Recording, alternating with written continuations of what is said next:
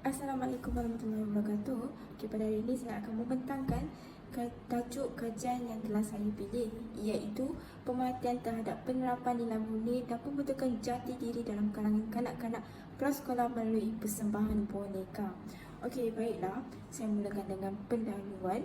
Jati diri ini adalah selalu dikaitkan dengan akhlak dan maruah individu masyarakat atau negara.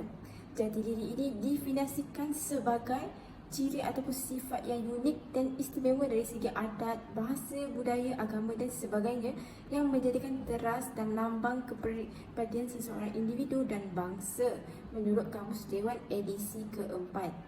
Baiklah.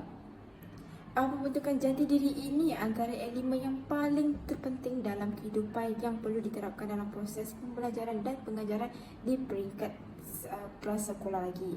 Okay. Seterusnya ialah jati diri ini adalah selalu dikaitkan dengan akhlak dan tanpa akhlak yang mulia, jati diri ini tidak dapat dibentuk dengan baik. Jati diri dalam kalangan kanak-kanak sering menjadi kebimbangan. Perkara tersebut dipandang ke generasi muda lazimnya terkenal dengan sifat ingin mencuba akan sesuatu yang baru dan mudah terikut-ikut. Seperti yang kita ketahui dan dengan zaman sekarang, kanak-kanak lebih terikut dan melihat perkara yang menarik dan ia akan mencuba dan ikut apa gerakan apa yang ditonton olehnya. Okay. Seterusnya, nilai murni merupakan salah satu elemen yang sangat penting dalam pembentukan jati diri dalam kalangan kanak-kanak ini. Dari perlakuan yang baik dapat memupuk nilai murni ini. Sebagai contoh, daripada rumah lagi, ibu bapa perlulah memupuk anak-anak ataupun kanak-kanak dengan nilai-nilai murni yang baik dan bagi contoh perlakuan yang baik. Seterusnya, ia dapat menyemai amalan baik beserta nilai murni pada diri kanak-kanak dari kecil amatlah perlu.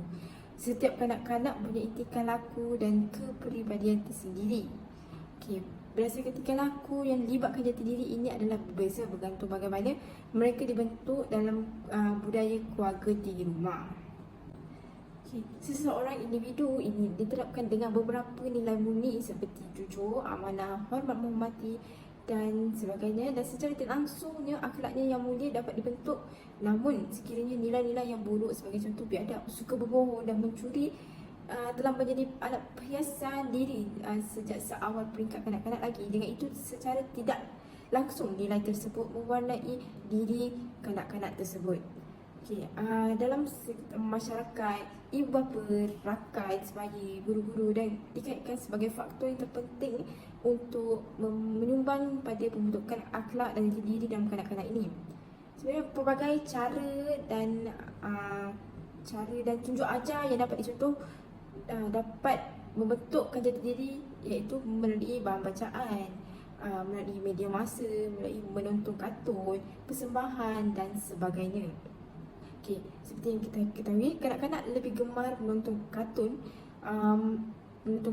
yang seperti pada zaman dahulu kerana dalam kartun tersebut mempunyai warna-warna yang menarik, yang boleh menarikkan minatnya, seperti si sang kancil, si harimau, ular dan sebagainya.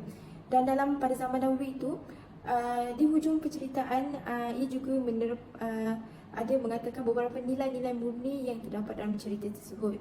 Okay, melalui cerita tersebut, nilai-nilai murni dapatlah kanak-kanak fahami dan fokus apa yang dilakukan dalam cerita tersebut.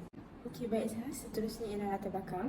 Pembentukan jati diri dalam kalangan kanak-kanak berkait rapat dengan persekitaran sosial. Ia juga merujuk kepada beberapa faktor persekitaran sosial yang boleh memberi kesan kepada tindak balas terhadap proses pembentukan tingkah laku seseorang itu.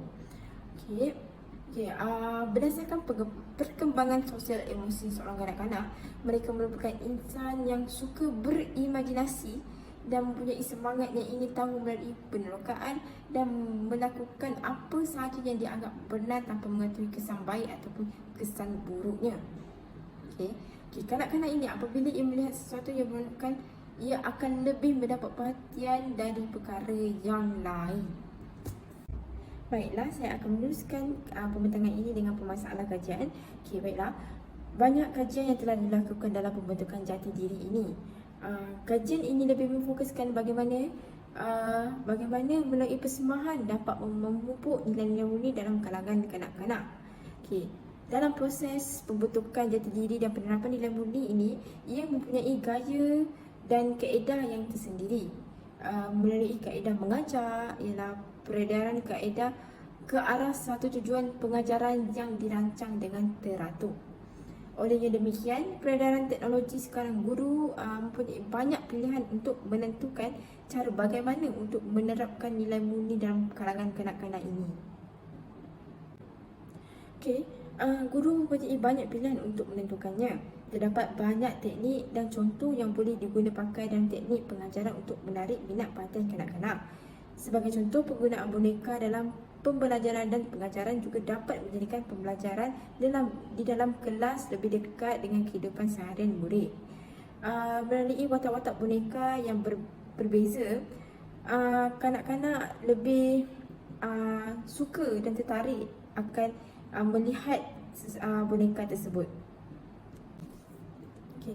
Sebagai seorang guru boleh membina satu cerita dan membina pentas dan boneka yang sesuai dengan situasi sedemikian untuk merealisasikan situasi yang selalu berlaku dalam kehidupan seharian.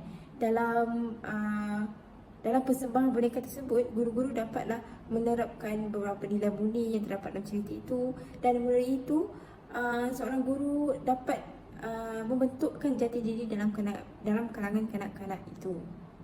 Okay. Boneka yang mempunyai reka bentuk yang menarik dapat meninggalkan tanggapan yang mendalam dalam jiwa kanak-kanak kerana melalui perlakuan watak-watak yang diperhatikan di sekitar mereka.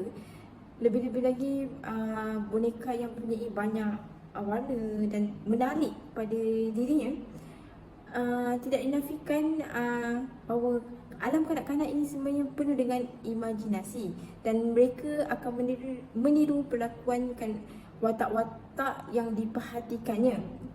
Kesannya watak-watak pada boneka yang menjadikan teladan murid dan nilai yang ditonjolkan melalui watak tersebutlah juga akan dipelajari dan seterusnya akan diamalkan oleh murid dalam kehidupan seharian mereka. Okey, baiklah. Seterusnya ialah objektif. Objektif utama dalam kajian ini adalah untuk menyelesaikan pemerhatian kajian ini, iaitu cara bagaimana seorang guru dapat memupuk jati diri dan penerapan nilai murni dalam kalangan kanak-kanak melalui persembahan yang dihasilkan dengan menggunakan boneka. Okey, baiklah. Dalam objektif ini saya akan menguraikan beberapa misi yang disampaikan serta penerapan nilai-nilai murni persembahan, mengkaji cara seorang guru bagaimana ia memupuk jati diri dalam kalangan seorang murid, mengenal pasti perubahan sikap kanak-kanak melalui persembahan boneka yang memfokuskan kepada emosi gembira, sedih, marah dan takut, dan sejauh manakah pembentukan jati diri dan penerapan nilai murni dapat diaplikasikan dalam persembahan di kalangan kanak-kanak.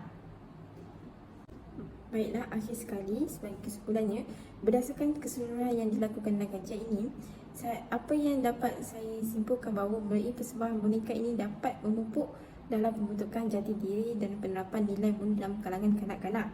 Melalui persembahan yang dilakukan, ia telah membantu kanak-kanak memahami nilai-nilai tersebut. Melalui cerita yang dilakukan oleh seorang guru, dapat menerapkan beberapa nilai yang baik dan dapat mengaplikasikan dalam kehidupan mereka. Lebih-lebih lagi, boneka yang mempunyai reka bentuk yang menarik mampu meninggalkan tanggapan yang mendalam dalam jiwa kanak-kanak. Watak-watak boneka akan menjadi kesan dan teladan murid, dan nilai yang ditonjolkan melalui watak boneka juga dapat dipelajari dan seterusnya diamalkan oleh murid dalam kehidupan seharian mereka. Oleh yang demikian, bolehlah membuktikan bahawa boneka merupakan satu perkara yang berkesan untuk menyerapkan dan membentukkan jati diri dalam kalangan kanak-kanak dan menerapkan nilai-nilai murni dalam kalangan kanak-kanak sejak kecil lagi. Akhir kata, penggunaan dalam persembahan ini tidak dinafikan ia dapat membentuk perkembangan emosi kanak-kanak dan dapat menerapkan nilai-nilai murni sejak kecil lagi. Sekian, terima kasih.